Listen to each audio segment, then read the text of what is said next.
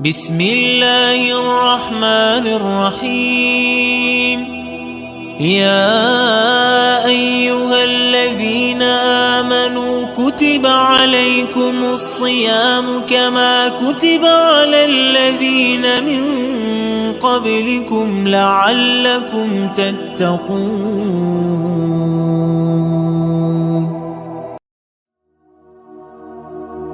بسم الله الرحمن الرحيم اللهم وفقني فيه لموافقة الأبرار وجنبني فيه مرافقة الأشرار وآوني فيه برحمتك إلى دار القرار بإلهيتك يا إله العالمين.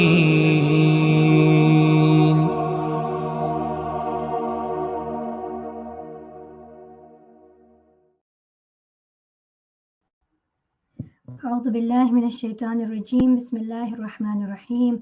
The Imam of our time, our viewers, mothers, sisters, brothers, all of those who have joined us from all around the world. Assalamu alaikum wa rahmatullahi wa barakatuh. Jum'ah Mubarak to all of you and Ramadan Kareem. Such a beautiful month where we are able to get together, share knowledge and spend some time in the remembrance of Allah subhanahu wa ta'ala, but also putting that into practices of our daily life. So Alhamdulillah, today you've joined us on our Lantern of Light channel. And you might be wondering where Lantern of Light was actually born. So Allah subhanahu wa ta'ala tells us in the Holy Quran, in Surah An-Nur, Allahu nuru samawati wal ard. Allah subhanahu wa ta'ala is the light of the heavens and the earth.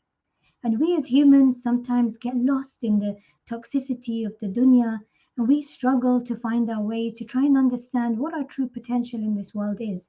Alhamdulillah, a platform such as Lantern of Light has come about, a place where sisters can all get together and understand soul reflections, actually collectively join together and understand their purpose of what they're put onto this earth for. A place where they can discuss topics, a place where they can discuss du'as, and inshallah spiritually rise together, especially in a time like this where so many different things are going on around the world. It is like we want to hold a divine torch to help others, to help friends, to help those in our communities that may be struggling and may not have anywhere else to go. But an initiative like this of Lantern of Light hopefully will allow them to be able to find a safe space to be able to get together, speak, understand, and really delve into some of the topics that may have been on their mind. So inshallah, today we have for you a very special topic. And today's topic is all about how to keep fit, feel fabulous and full of energy in this holy month of Shahr Ramadan. Now we know in the month that can come, it's full of barakah, and every breath of ours is ibadah. Every sleep of ours is tasbih. Such an amazing month that we are blessed with. However, sometimes it's a bit difficult to feel your best physically, mentally, spiritually, as there's so many things we should be doing. Our families maybe demand a whole table of iftar from us. The mosque hopefully waits for us to be able to get there, to join in the darsa, to join in the Quran, to go and help in serving so many other things that they require from us. Our work still carries on because that doesn't stop in the month of Shahr Ramadan. Our timetables are turned round a little bit. Everyone sleeps less, they're sleeping later, waking up early for suhoor, again back to work in the morning, having iftar, having their dinner at a very late time. Everything's kind of upside down.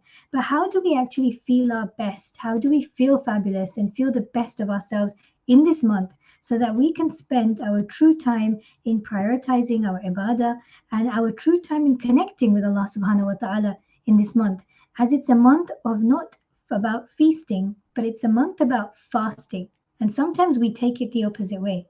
So inshallah, today we have with us a very special guest that I'm sure many of you know, and you've seen her again on the channel, Farzana Walji-Hooda. She is a qualified personal trainer, a fitness instructor, a nutrition coach, and on top of all of that, she's a mother of 4. She has worked with hundreds of women in transforming their mindsets into fitness, nutrition, health, and resulting in them being much happier, much fitter, stronger, and healthier and leaner in the way that they can actually carry on.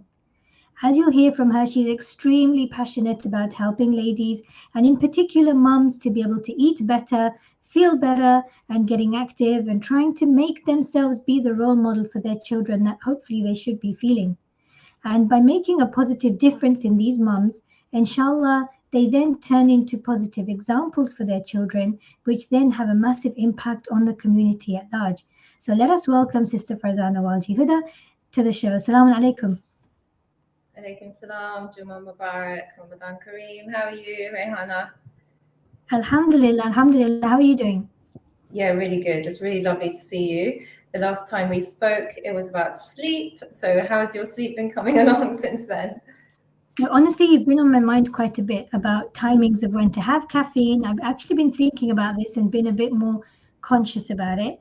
And I can tell you truthfully that the sleep times, okay, take away Ramadan, because that just kind of goes a bit awkward anyway. But on the whole, it has got a bit earlier. It has got earlier sleeps and earlier wake ups. And you're right, you can definitely feel the difference in yourself. Still working at it. Haven't got there 100%, but getting there slowly, inshallah. That's fantastic. That's really good to hear. So I've heard today you're going to be doing a bit of a cooking demo for us, and it's not going to be a normal cooking demo that we've all seen before, but something different, something tasty, yet something different because it's actually healthy. So do you want to tell our viewers what you're going to be doing with us today?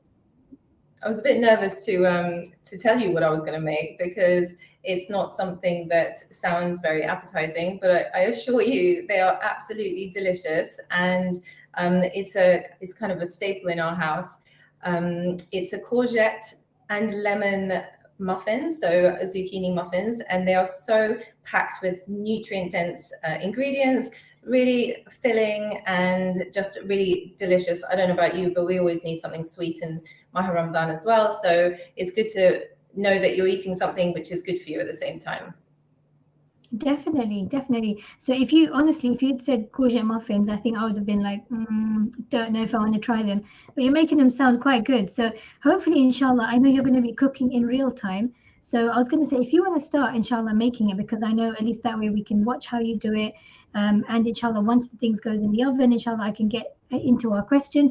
And just to let all of you know, this is a live show. If you have any questions, you have any comments, please do write them in the YouTube chat. And inshallah, I will ask them to Sister Farzana, who will be able to answer them for us while we have her live on the show. Make the most of her. She's really good at trying to put our life into order and trying to say, how do we keep a balance between our spirituality, our physical side, our mental side? So please bombard her with as many questions as you want, and inshallah, I'll be here to read them out, and inshallah, she'll be able to answer them for us. So Farzana, if you want to start your demo, and inshallah, in between, I'll keep popping in with some questions that we've already been sent in. Okay, fantastic. Thank you so much. And I've got a little helper here today, my daughter, Sophia. So welcome to Sophia. She's going to help me put everything. Alaikum salam. So we are going to start with, I've got all the ingredients lined up here. And for the recipe, don't worry, because it's all on my Ramadan guide, which you can download from my website under resources. So fear not, you can get the recipe from there. So we'll start off with some flavorless oil. You can use any oil you want. So that's going to go straight into the bowl. So we've got half a cup of oil in there. Pop that all in. And as you said, we're making this in real time. I haven't got any we'll show you the end result, but we haven't got any made up. So I'm really praying that this goes well today. We've then got some maple syrup. So I've got organic maple syrup, or you can use honey. I'm going to pop that in.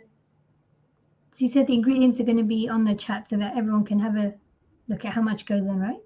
Yeah, I've got it. So if you download my Ramadan guide, which is on my website, www.fwhfitness.com, there is the guide there with lots of other resources that you can also download. It's completely free. So you can just, it's all in there for you for all the recipes. And there's lots of other recipes as well, which you can follow. So we put the oil and the maple syrup. We've now got some Greek yogurt. So we're adding some protein. So we're going to pop that in. And this is just plain Greek yogurt. You can use any percentage fat you want.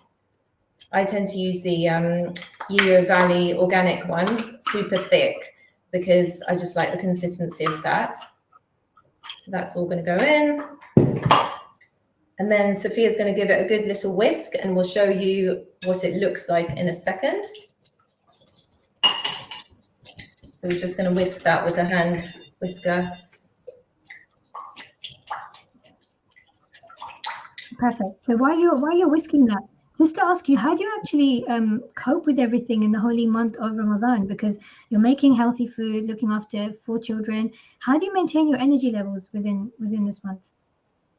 Yeah, I guess for me, it's very much about prioritization. So like anything, if you want to prioritize something, then you'll make a point of including it in your day. And everyone's priorities are different. For us, it's very much my health and keeping active, looking after the children. All of that kind of goes hand in hand. And as we all know, when we're feeling, physically good, we feel mentally good, we feel emotionally good. And of course, then we're able to carry out our spiritual, fulfill our spiritual needs as well. So that's all mixed up just like that. So that's the kind of the consistency that you'll have. We're then going to add, so we'll go back to that question in a minute as well. We're going to add 2 eggs. So that's just going to pop in, and we're going to whisk that up again. And then we've got a whole lemon. Use the unwaxed, so an organic unwaxed lemon, because you don't want all the pesticides and the wax going into your food. So I'm just going to put that in. And you want to get the zest of the lemon so that it's not going right to the white. Otherwise you get all the bitterness in there. So just the whole lemon. I love lemon. Raihana, do you like lemon? I like it in a few dishes. Yeah, the lemon zest has been quite a treat, actually. It just gives it that little tinge at the end. Yeah, it really does. I love it on salads. I love it in bakes. Just everything. We add lemon in everything. So I remember the first time we tried putting lemon zest in it, and everyone thought you're actually using the skin of the lemon in your food. Like, seriously. But there's just a difference in the taste of the zest. Definitely. It just gives that much stronger flavor, which I absolutely love. So the whole lemon has just gone in there. Just finish that off. And then if you can actually freeze these the juice of the lemon, so you don't want to waste any of the lemon. Just freeze that in little ice cubes as well if you want to, and then pop that in the freezer. So that's all going in, and so that's all whisked up like that. Like the consistency. We're then going to put the shredded courgette. So I've drained all the water out of it because you don't want a soggy cake. So the courgette goes in, and we're using a whole courgette in there. Now that's an ingredient you would not think of putting inside muffins at all. No, definitely not. But you know what? You can't. It's not like a vegetable flavor. And if everyone knows, I've always got a courgette banging around in the fridge. And if I don't know what to do with it, I'll always add it in a bake, or it's quite flavorless. So you're adding lots of fiber, but it doesn't have a strong, it's not like broccoli where it's got a strong flavor. And you're adding that fiber into your diet. I'm very much into, for our gut diversity, for our gut health, it's very important to include lots of different varieties of fruits and vegetables and nuts and seeds. And so this is another way of adding another plant into your diet without really trying. So everyone knows that I'm always trying to put a vegetable into something somehow, because the kids, it's important that they're getting enough vegetables. I don't know if Raihana's still here. Yeah, I think we've just got you on big screen just so we can see exactly what you're doing properly. Okay, excellent. We've then got some walnuts. So walnuts are very heart-healthy food. They're full of essential fatty acids. So we're going to put that in there. And it's really important to, eat lots of, unless you've obviously got a nut allergy, to eat lots of nuts and seeds. And what I was saying earlier about, your gut, adding in lots of different plants and seeds make sure your gut is functioning as well as it should be. So we've all mixed that all in. We've now got some plain flour we're going to add. So 1 3/4 cup plain flour, and in that I've just put a little pinch of salt just to get the flavor out, and 1 teaspoon bicarbonate of soda and some baking powder as well. So that all goes in. And the lemon is smelling lovely already. You can already smell it. It smells delicious, and they're not even baked yet. I promise you, you have to try these to know that they are actually really nice. I'm going to try and convert the people who hate any vegetable in food, let alone a cake. I think you're talking to the right person right now to try and convert. So when you said courgette, I was a bit apprehensive about it, but now that you said it's tasteless, maybe it's something I can try.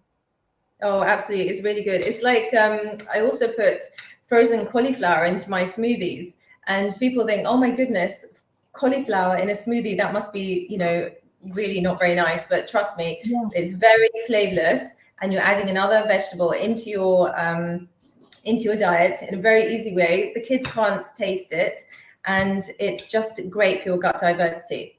So we've got all that mixed up, so it looks like batter now. Nice consistency.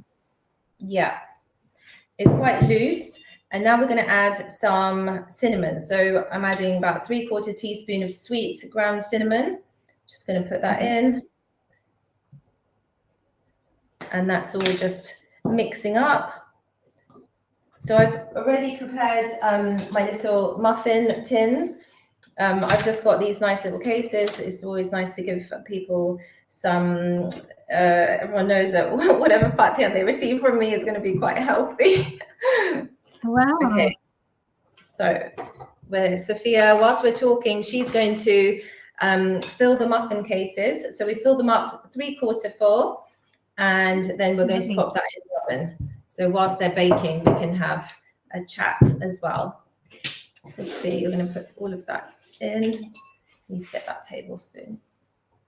Oh, here it is. Sorry, I've got things all over the place here. Yes, that is really. When they receive any fatia from you, it's going to be healthy stuff, so they know it's not going to be deep fried food that they're going to have to wonder, shall I have one, shall I not? No, it's definitely never going to be deep fried.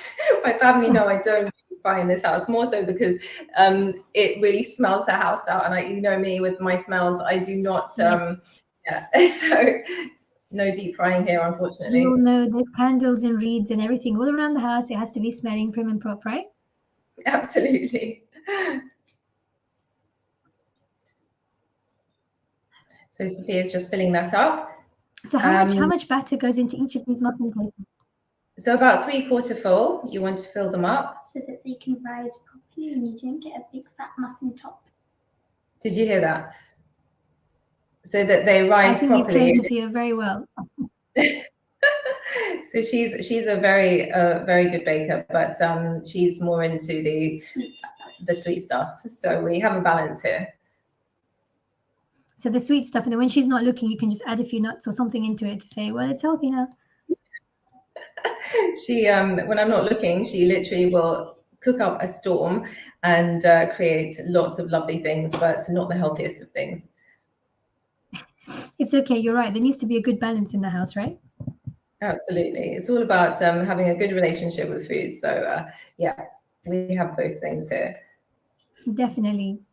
So while you're getting these muffin cases ready, how's your exercise been actually in this month? Because I know obviously cooking is a massive part of it, feeding the family, but making sure you're feeding them the right things to be able to keep them active and keep their body in a good shape in this month. The last thing you want is to get to day 30 and you're feeling lethargic and tired because all you've eaten is fried food for 30 days, because you don't ever normally do that in your year. But suddenly 30 days in a row, everyone's having fried food every single day, majority in their houses, especially in our Courgette houses, unfortunately.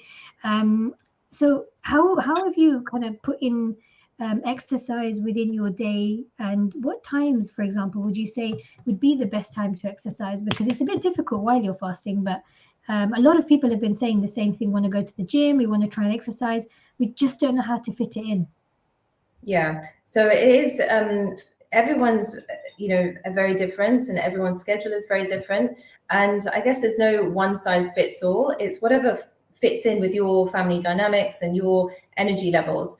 For me, I always go for a walk in the morning. It just sets me up for the day. I'm, an early riser. Even in my Ramadan, I have to, I just naturally wake up, even if I've, and up until now, school's been, now alhamdulillah, the schools are closed for the holidays, but up until then, we were still waking up very early for school drop-off and work and all the rest. So my timetable didn't really change.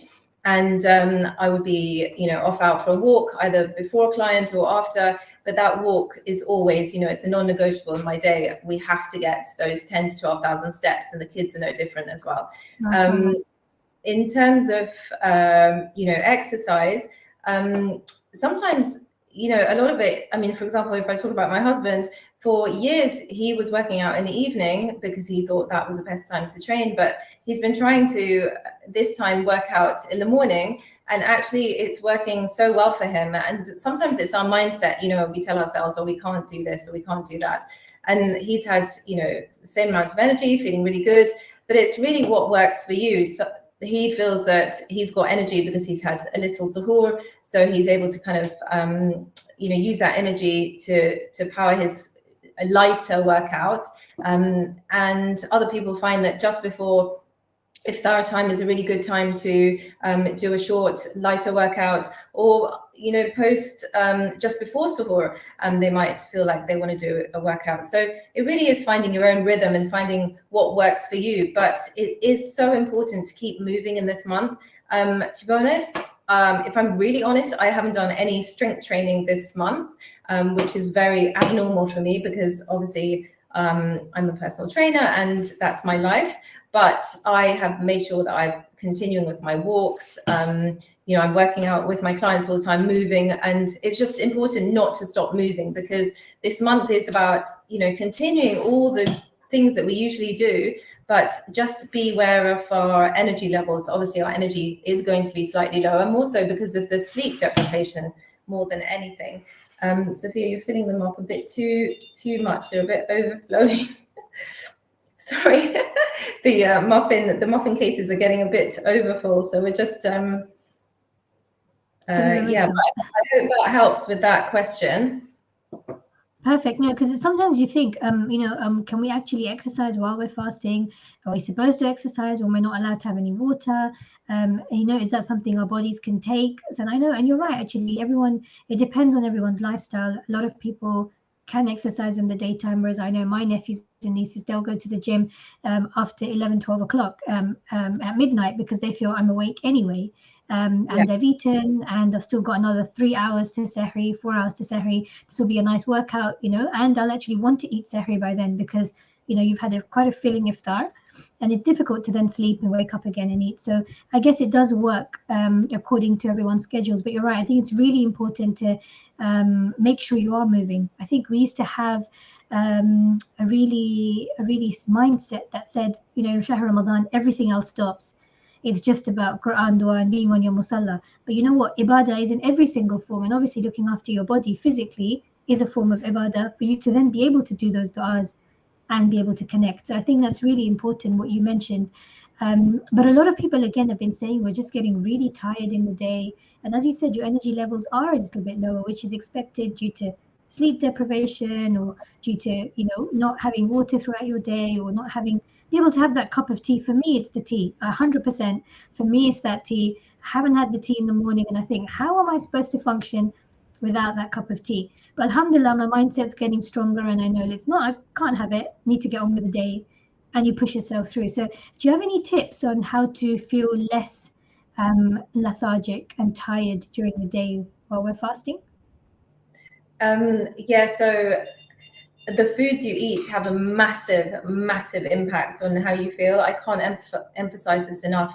That before Shahr Ramadan, I was actually, feeling very, very nervous about the month of Ramadan. How am I going to cope, with the 4 kids and all their timetables? My son's doing exams, the work continues, all the rest. And alhamdulillah, it's been, amazing and an amazing month so far, alhamdulillah. And but it really is about, and I honestly feel it's about, you know, the way we eat and the way we think as well, you know, having that positive attitude all the time, making sure that everything that we are eating is, you know, good for us. It's not about taking foods away so you can still enjoy all your samosas and things, but perhaps air fry them rather than you know, deep frying. I know Stanmore has a really fantastic initiative at the moment where they're encouraging that, and I think there are some offers there for people to win if they are, you know, eating a lot healthier. And so the emphasis is on,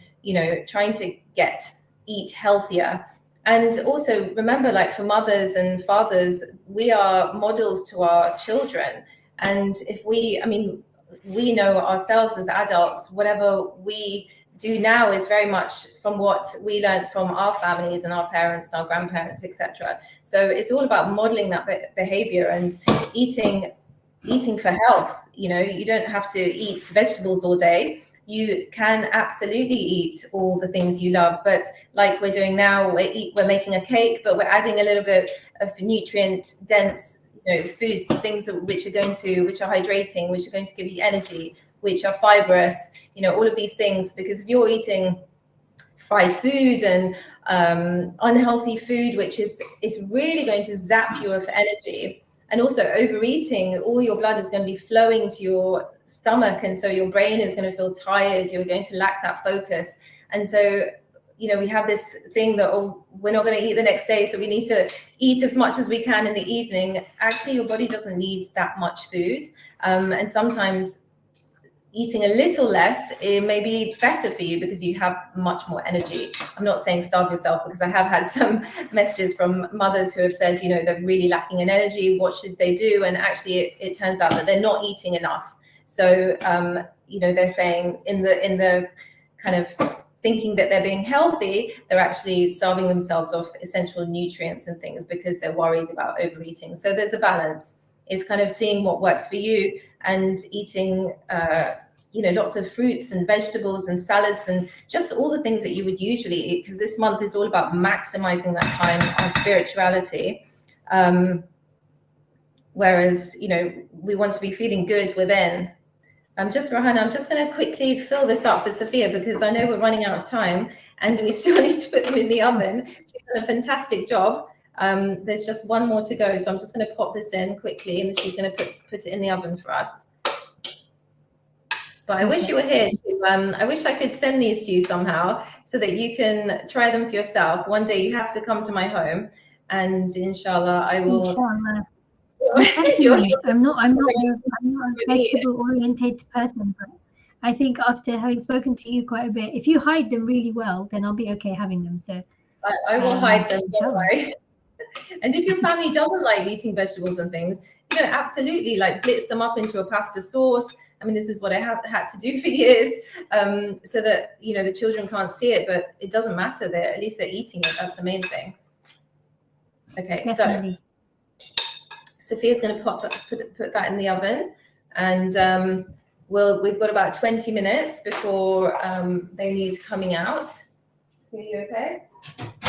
Sure. We have a question. We have a few comments saying your kitchen looks absolutely beautiful, and they wish they could be in a kitchen like that. And your daughter's been an amazing help. And they were asking how old Sophia is. Sophia is 11. MashaAllah, she's an amazing, amazing child. I'm very lucky and blessed to have her. Alhamdulillah. Alhamdulillah. So just for our viewers, before we continue going through some of the questions, we continue delving into this topic. Again, this is a live show. Please do message with any questions, any comments that you may have, and inshallah we can get Sister Farzana to answer them for us. And also we have shared the account details for Lantern of Light for those who may wish to donate for programs like this and so many other projects and programs to be able to carry on. The link has been shared in the YouTube chat. Please do subscribe to the channel. Please do subscribe and press the bell key so that anytime we have any new projects coming up, any new programs coming up, inshallah you are aware of them and you are able to watch and share them for it to benefit as many people as possible, inshallah. So, okay, so Farzana, I have a lot of questions for you that have been coming up that I want to delve into straight away. One of the things us as Courgettes believe is chai, chai, chai. If we have enough tea the day before, we have enough caffeine, coffee, it'll keep us, going the next day. Is that true, or is that a myth about caffeine? Yeah, you the thing with caffeine is that obviously last time we spoke about the effect of caffeine on sleep, and it has a really bad effect on your sleep. So if you're having that tea later on in the evening, of course we're having it at 8 o'clock or 9 o'clock, whenever it may be. Our sleep is obviously, the small number of hours that we're getting is going to be affected. And obviously then that has a knock-on effect on our spirituality and how much we can do, because you're going to be, going through these waves of like energy slumps and lows, which you don't want. And we're so lucky that we have decaf tea. Okay, some people, I'm trying to still convince my mum, but decaf tea is, available to us. And I think I mentioned this in my last talk, that I think that all the mosque programs should have decaf tea, because my mum, she's been so beautiful, sending us a thermos of decaf tea every single day, and it tastes just the same.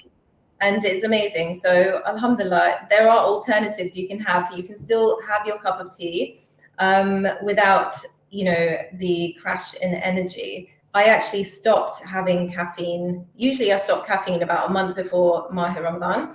And I only have one coffee a day, but it's my joy to sit down and have that one coffee a day. And I really, really enjoy the ritual of the whole machine. And, it just is something that makes me really happy. But this time I stopped a week before. And honestly, I had the worst withdrawal symptoms, even though it's only one coffee.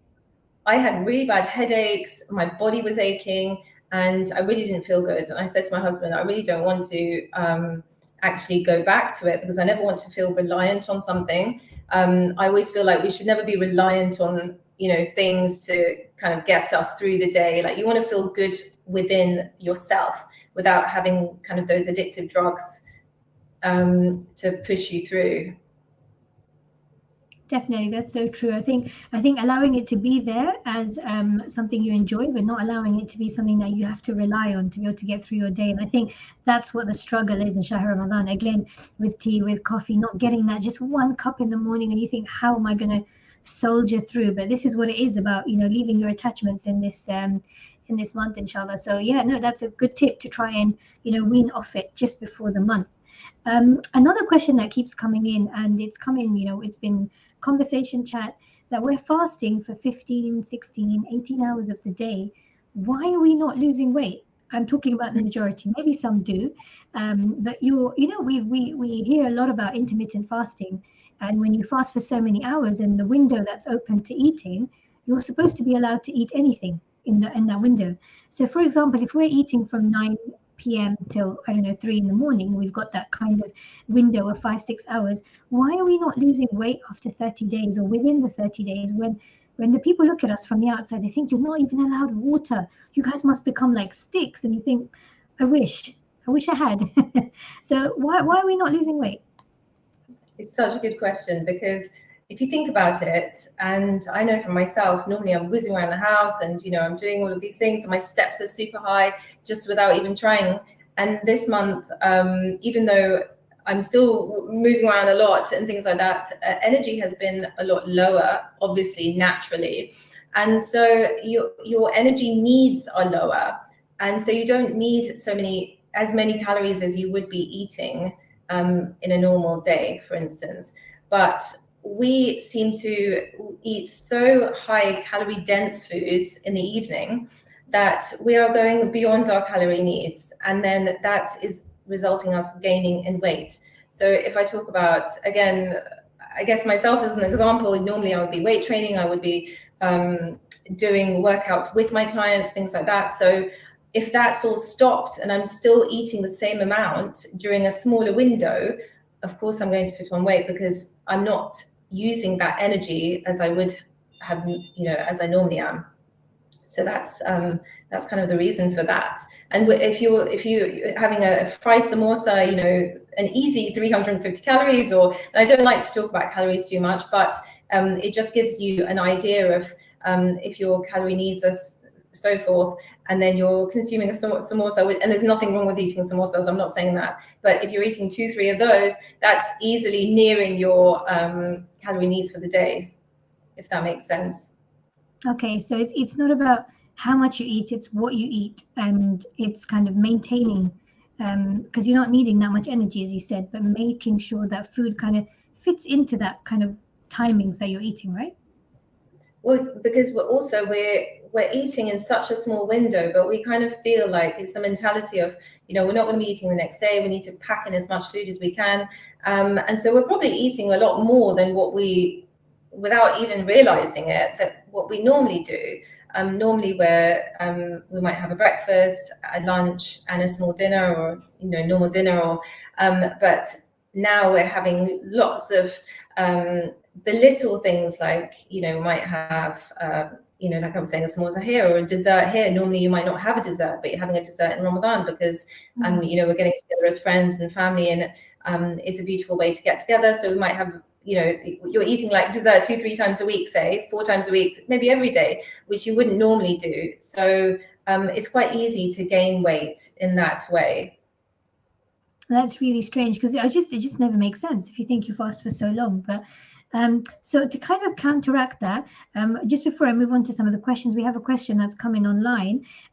Is coconut water good for you? Because obviously it does have preservatives or sugar in it, but sometimes it's difficult to be able to drink a lot of water. Is coconut water okay?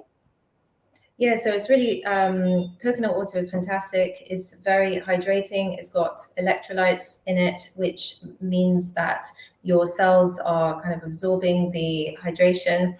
And it's important to kind of find a brand, always read the ingredients in your food and drinks to see what's in it. So you can get brands which don't have anything but 100% coconut water. So always stick to those things, because you don't want to be, putting all those kind of nasties in your diet. And that same goes for, all these kind of almond milk and oat milk and all of these kind of, alternative milks, which dairy milk has had such a bad press. Read the ingredients in it, because you really want to choose a brand which has just almonds and water and some salt, rather than all the emulsifiers and, things which are preserving the foods.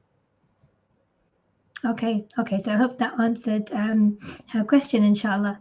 So the way we were saying that it's about what we're eating, can you suggest some healthy snacks for us to have during our non-fasting hours, in order to gain some energy, in order to maintain our energy levels throughout the day? I know one thing that's really helped me recently has been having a banana for sahri.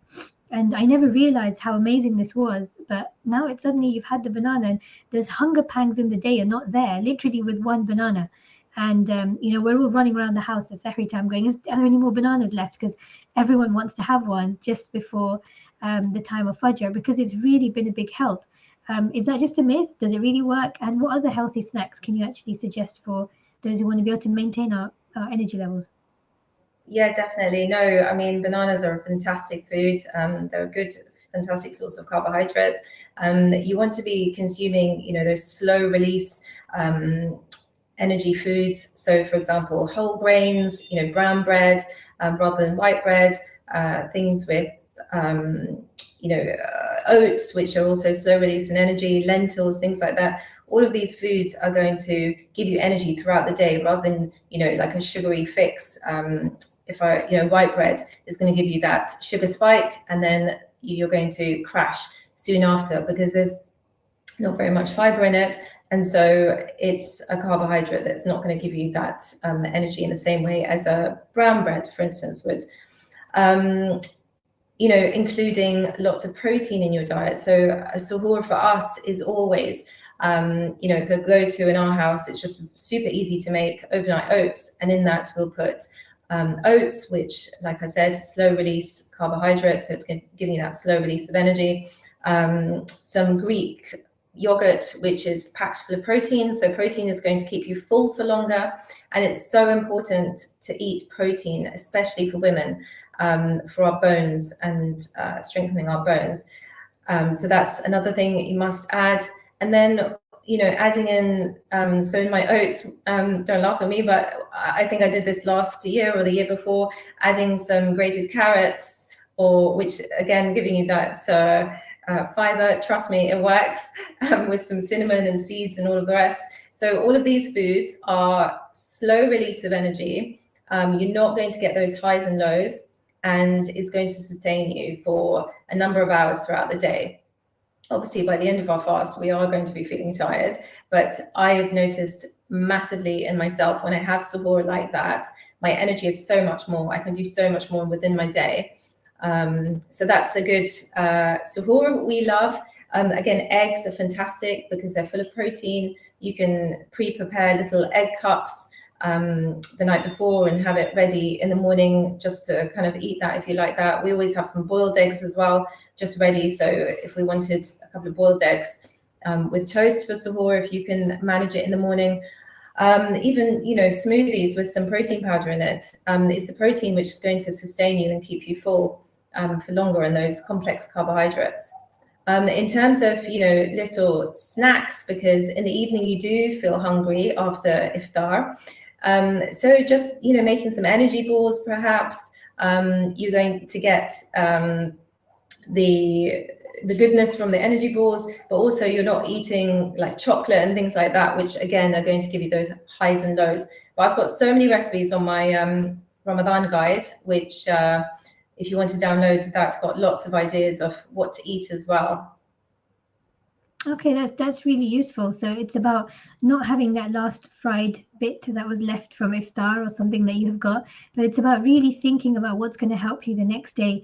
And I think sometimes we've grown up in this mentality thinking, if I'm fasting tomorrow, I need to eat the biggest meal I can to be able to keep me going till tomorrow. But normally I've noticed the bigger and the more unhealthy the sahris, the more hungry you get straight away in the morning, and the day starts off hungry, and then it's difficult.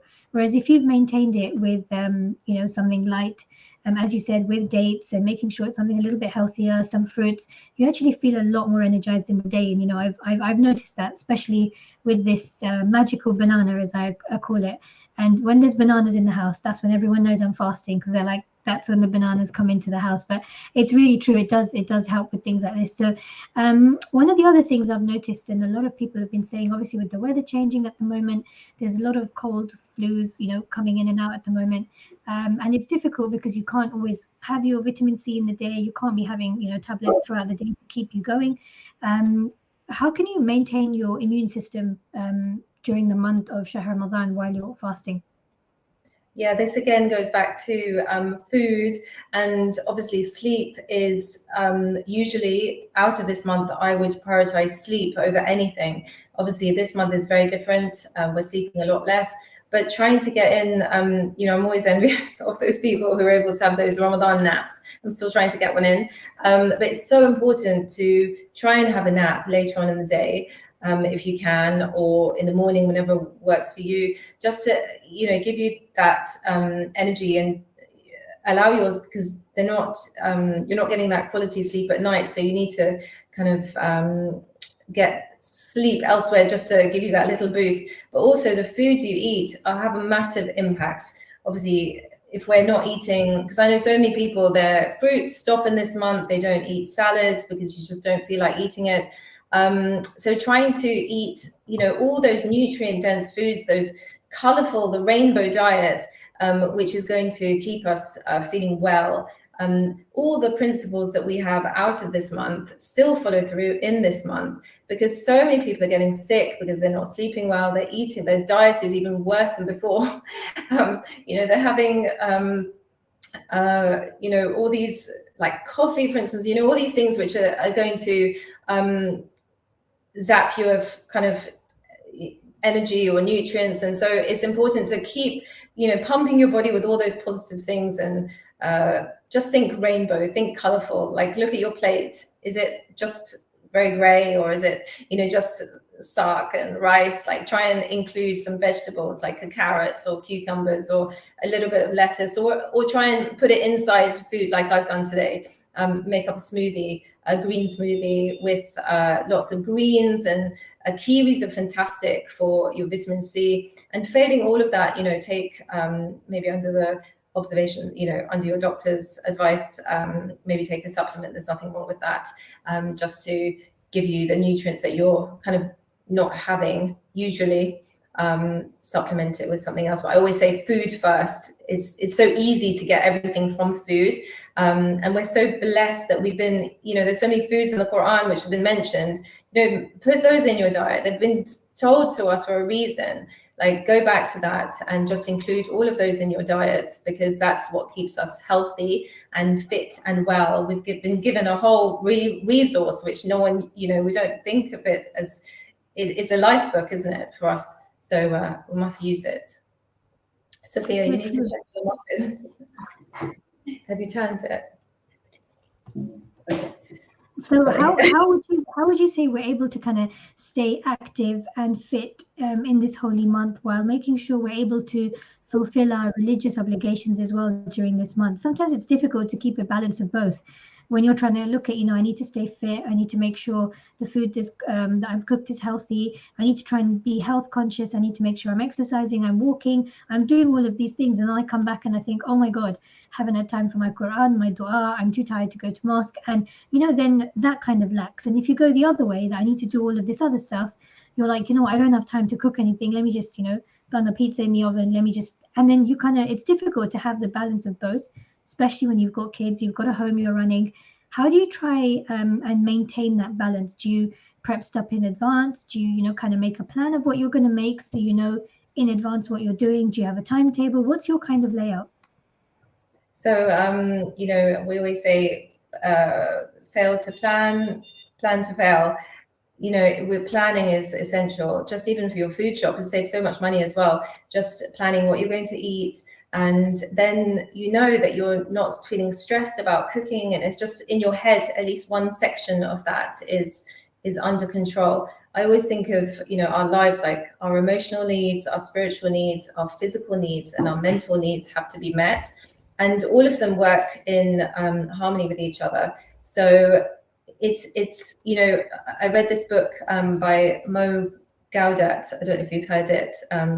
It's about happiness, and he says, list 5 things that make you happy in a day, or make you feel good, and make it a priority, pardon me, to make sure that you include all of those 5 things. So we all know that Salah obviously is a non-negotiable. We're all going to pray and do our du'as, and so that's one section of our life. But our physical needs are also just as important. When we're feeling tired, when we're feeling unhealthy, my absolute fear is to get sick, because so much your health is everything. You can't do anything without your health, and so we have to take the lessons from the Prophet and the Imams to look after ourselves, and eat well, sleep well, have positive thoughts, be positive, and always do things from a happy heart. But in terms of managing all of that, it is really difficult, and it's about prioritizing and seeing what thing in my day is not important. Sometimes I'm embarrassed to say, when people say, what are you cooking today? What's for iftar? Iftar is very simple here. We don't have lots of lavish things. It's very simple. It's just what we would normally have, and you actually enjoy your food then, and enjoy eating just one thing rather than 50. Do you know what I mean? Definitely. I think that gives you a bit of peace of mind as well, because you're not having to think, okay, what new things do I have to make today? It's all about what dinner would I have to make as a normal dinner, but adding some of my good nutrients in there to actually help the family stay fit, and for them to stay healthy, and for them to have a good Shahr Ramadan. Because the idea is the wajibat in this month is fasting, and if we compromise on that, we've kind of lost the whole essence of everything else. Everything else is secondary. Even the ibadah after that is secondary. The wajibat, the only wajibat that we have in this month, even the amals, none of them are wajib. The only wajibat we have is fasting. And to do anything to be able to keep those fasts in the best of ways is what we should be aiming to do. And again, having that positive attitude and mentally preparing, physically, emotionally, I think it's really, really important. So while we're actually talking about the physical side of things, a lot of people, as we said, want to exercise in the day, but they don't know what exercises would be ideal and best suited for the month of Shahr Ramadan. So are there any particular exercises? You said you haven't done much weight training, but you have done a lot of walking. So is there anything you would kind of, take away or add specifically for this month? So obviously walking is my absolute favorite, and everyone should walk, if not anything else. It's such an easy and free exercise, and it's such a beautiful way of just keeping fit and healthy, and keeping your gut in motion. You know, the worst thing is getting constipated in Ramadan as well. And if we're not moving, you're not going to have that gut motility as well. So that's, and then obviously we feel not very nice, and we feel moody, and everything else, you know, has a knock-on effect. So walking is fantastic. That's number one. Secondly, if you are feeling like you want to do a workout, but you don't quite have the strength like you normally do, you know, just lighten the intensity a little. You can do body weighted exercise rather than a weighted exercise. You could put on, you know, now we're so lucky, we have so many resources on YouTube. We could pick a yoga workout. I mean, yoga is not even easy depending on what yoga you do, but you could just do some Pilates, light Pilates or light yoga, just making sure that you're continuing with that flexibility, mobility, and just incorporating anything you enjoy. Some people like doing team sports, so perhaps have a lighter badminton session, or you know, tennis session, or whatever it may be. Just anything that you can work with within your energy needs, and also not to feel guilty that you're not doing this or that, and not comparing with everyone else. Because I mean, I could feel awful that actually I'm a personal trainer and I haven't done my usual strength workouts, but the demands on me are so different to the demands on someone else. So definitely not having that comparison of, oh, this person's doing such and such workout. Their lives are very different to another person's workout. So not having that guilt, just doing, you know, anything to keep moving. Gardening, you know, housework, all of those things are moving the body. Okay, so I think it's all about each to their own, but to make sure that there is some kind of exercise going on in the day, to have that movement. As we said, it's not just about sitting there, it's about getting up, really moving, and hopefully that will help our mental space as well, because it's a very easy month, even though it's supposed to be a stress-free month. As we said, it's a month of fasting and not feasting. I've seen many people getting more stressed in this month than in any other month, because, you know, they're expected to have, you know, 5 dishes on the table, and it's dishes they've never cooked in their life, but only in the month of Shahr Ramadan do these things get cooked. You know, there's like so many family members coming over for iftar or for suhoor, you know, and it's a stressful thing. Yes, it's a beautiful thing. It's, you know, it's given to us in hadith that by breaking one person's fast, even with a glass of water, the thawab you get is phenomenal. But sometimes going over and beyond, having iftars and sahris every other day, you know, going over and beyond what your mental capacity can take, it's a stressful thing to be able to keep on top of. So how would you manage stress during this month? Again, being a working mum, having children, having a husband, having a home, having a community that's relying on you as well. What's your kind of take on that?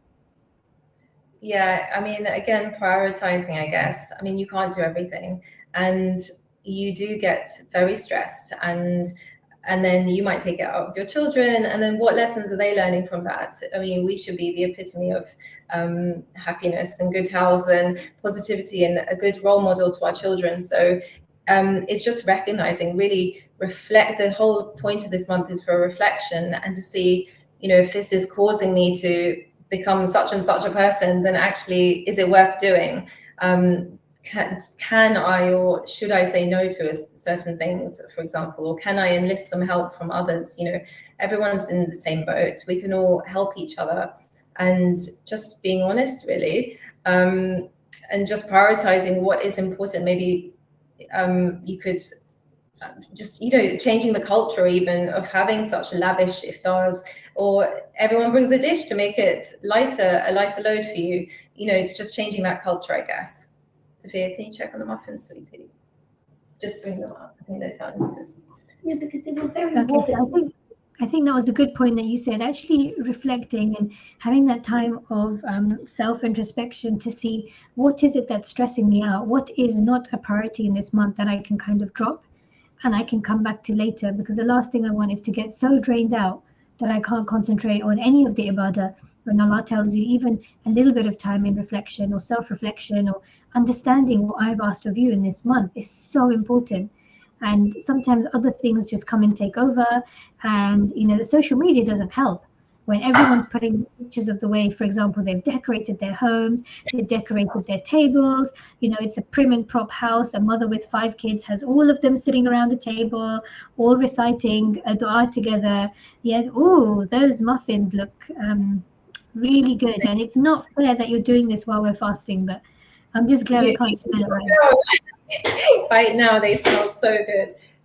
But this is the end result, and they really do smell, and I'm telling you, they taste delicious. So do try them at home. But yeah, absolutely what you were saying about, just stay off social media for a while, and don't, and unfollow those accounts which you feel are causing you stress and, causing that negative energy within, because it's all about, feeling good and, recognizing the love of Allah and feeling happy during this month and not being stressed. It just takes away the essence of the month.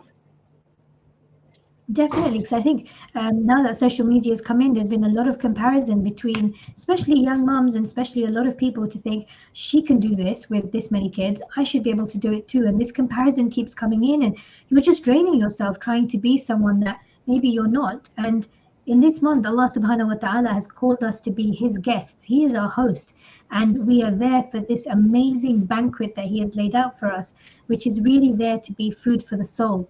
Yet we take it as it's food for ourselves, and we stress ourselves unnecessarily. So I think that's something really important to notice, that the physical stress can really drain us mentally, emotionally, and make us feel physically unwell sometimes too. So no, definitely, that makes so much sense. So in the last couple of minutes that we have before we wrap up, is there anything that you'd like to leave our viewers with? Now that you've showed us these muffins, I know we can't smell them, but they look really, really good.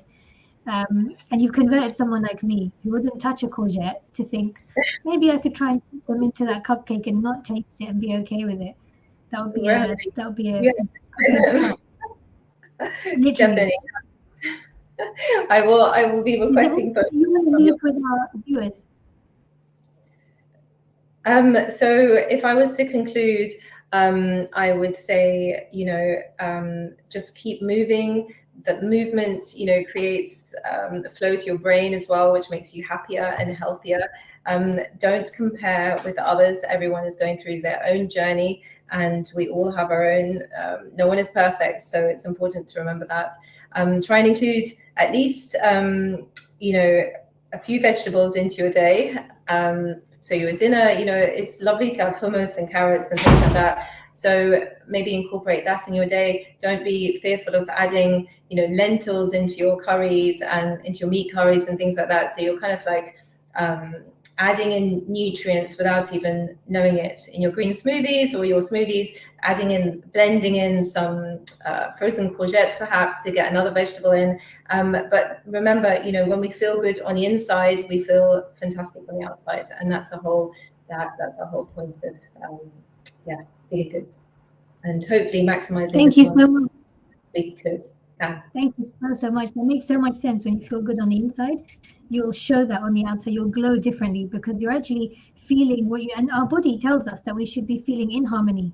Our mind, our body and soul should be in harmony with each other. And that's when you can live that holistic life that hopefully, inshallah, we should be doing in order to be able to reach our full potential. So thank you so much, Farzana, for being on the show, for answering the questions, and for actually looking at this whole concept of what does it mean to fast, what does it mean to feast, what kind of food should we be looking at, what kind of food should we be eating, how important it is to actually exercise during this month, not just to sit there and wait. But I think it's so important with some of the bits that you've come out with. I'm really sure it's going to help our viewers. So Farzana, thank you so much. Thank you, Raihana. And just if anyone does want to reach out or contact me, it's FWH Fitness _fitness on Instagram. I don't know if you can put the link there, but anything that I can help with, please feel free to contact me at any time. But thank you so much for inviting me to talk, and hopefully we'll see you again soon. Inshallah, have a blessed Mahr Ramadan, and inshallah we can catch up soon on another program. Thank you so much. Please remember us in your du'as. Inshallah, you too. So to our viewers, we hope you enjoyed today's show. Inshallah, I hope there's so much that you've taken back with you, and it's never too late to start getting healthy. Again, a reminder for myself before to say it to anyone else. There's so many little bits that we can improve in our day, be it adding in a 10-minute walk, be it adding in a little bit of extra water before we actually sleep in that time we have between iftar and sahri. A lot of people say we're at the mosque, it's difficult to keep hydrated. Take a bottle with you, fill it with anything rather, even if it's water, a little bit of squash if you don't like water on its own, a little bit of Vimto, just something to be able to keep yourselves hydrated. Things like watermelon, cucumbers, things, fruits, vegetables that can help us within the time that we have between iftar and sahri. We have 15 days left, or 14 days left rather, of this holy month.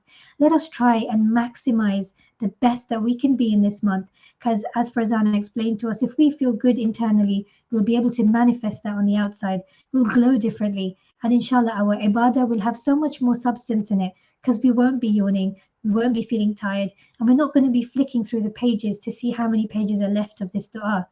And inshallah, when we understand how important it is to look after ourselves, we'll be able to understand the gift that Allah subhanahu wa ta'ala has given us in this world, this body. We're all souls just transported through a body, and inshallah we are able to make the most of this time that we have in this month in connecting to Allah subhanahu wa ta'ala, especially with all these little tips that we've been given today. So please do try these courgette muffins. I know I'm going to try them. I've already got messages telling me if I said I've converted, it means I need to actually make them now. So this is something I'll need to prove to Farzana that inshallah I do make them. So as she said, the recipes are on her website. There is a guide of healthy foods that inshallah you can download, which is free, and inshallah you'll get many recipes on there that you can then try. So we've come to the end of our show. Jazakallah khair for joining, for watching. Again, there is a donation link on the YouTube chat for Lantern of Light. Please do subscribe, join, and donate if you can, for us to be able to keep programs like this coming, inshallah. Please do keep us in your du'as in this holy month, and inshallah we'll meet again soon. Assalamu alaikum wa rahmatullahi wa barakatuh.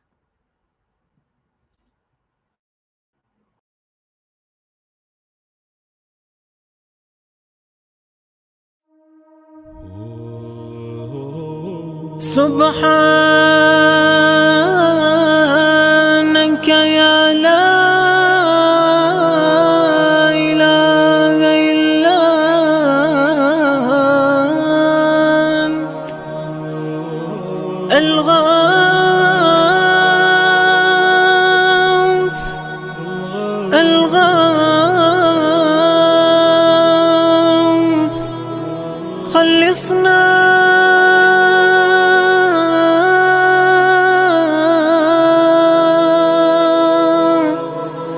من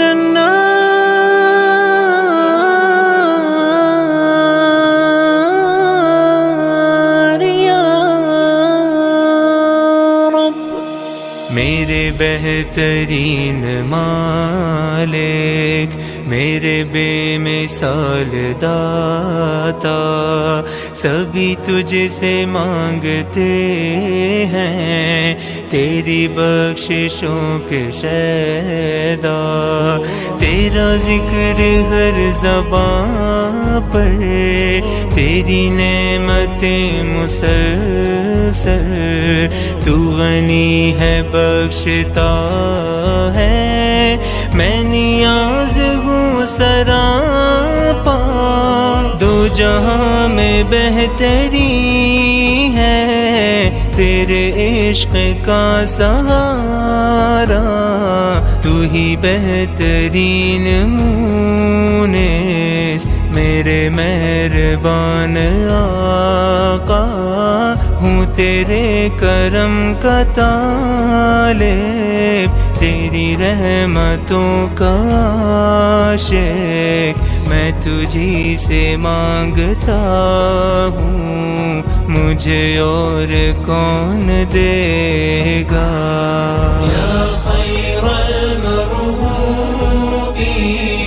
या खैरल मरहूबीन या खैरल मطلوبीन या खैरल مسؤولين يا خير المقصودين يا خير المذكورين المذكورين يا خير المشكورين يا خير المحبوبين. مجرم ہوں روسیا ہوں میں تو سرتاپا خطا ہوں، کوئی راستہ نہیں تھا تیرے در پہ آ گیا ہوں، تیرا در کھلا ہوا ہے تو ہی التجا سنے گا، تو بلائیں ٹالتا ہے میں بلاؤں میں گھرا ہوں، میں اسیر غم ہوں مولا، تو نجات بانٹتا ہے، میرے جرم جان کر بھی میرا شکوہ سن رہا ہے، اے خدا میں تھک گیا ہوں، تیرا لطف چاہتا ہوں، میں خطاؤں کا ہوں پیکر، تو کرم کی انتہا ہے. يا غافر الخطايا يا كاشف البلايا يا منتهى الرجايا يا سامع الشكايا يا فارج الهم يا كاشف الغم يا غافر الذنب يا قابل التوب. وہ جو اشک غم بہائیں انہیں تو سنبھالتا ہے، وہ جو تجھ سے لو لگائیں انہیں تو ہی پالتا ہے، اے مومنوں کے والی، اے دو جہاں کے مولا، ہمیں درد و رنج و غم سے تو ہی نکالتا ہے، میرا فخر ہے گدائی میں سراپا فقر مولا، تیری بخششوں کا سائل ہوں فقیر تیرے در کا، میری التجا کو سن لے اے دعائیں سننے والے، میں تجھے پکارتا ہوں جس تیرے ہے کون میرا. يا حبيب الباكين يا أنيس الذاكرين يا ولي المؤمنين يا إله العالمين يا سامع الدعاء يا واسع العطاء يا دائم البقاء يا غافر الخطايا.